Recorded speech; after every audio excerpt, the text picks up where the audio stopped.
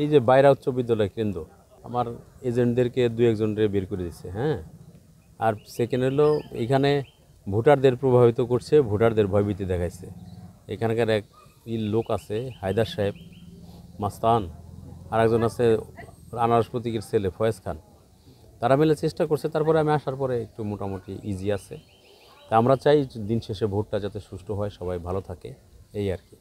তারপর নজরদারিটা একটু বাড়াইলে ভালো হয়। অন্যান্য জায়গায় টুকটাক চেষ্টা করতেছে, কিন্তু যেখানে জনগণের সমর্থন আছে, তারপরে এজেন্টদের সক্রিয় ভূমিকা আছে, সেইখানে আর কিছু করতে পারতেছে। প্রশাসন যেটুকু সমস্যা হচ্ছে জানে, প্রশাসন নিরপেক্ষ আছে, সবাই চেষ্টা করতেছে যাতে শান্তিপূর্ণ নিরপেক্ষ ভোটটা হয়। সবশেষে জয়ের ব্যাপারে তো আমি 100 ভাগ আশাবাদী। তারপরে আল্লাহ চায় যা, আর জনগণের রায়, সেটাই মানবো, অসুবিধা নেই। ইভিএমের ত্রুটি অনেক, ইভিএম স্লো, ইভিএম চলে না সব জায়গায়। আমি ইউনো সাহেবকে জানাইছি, আপনার আটিপাড়া সেন্টারের ইভিএম 1 ঘন্টা বন্ধ ছিল।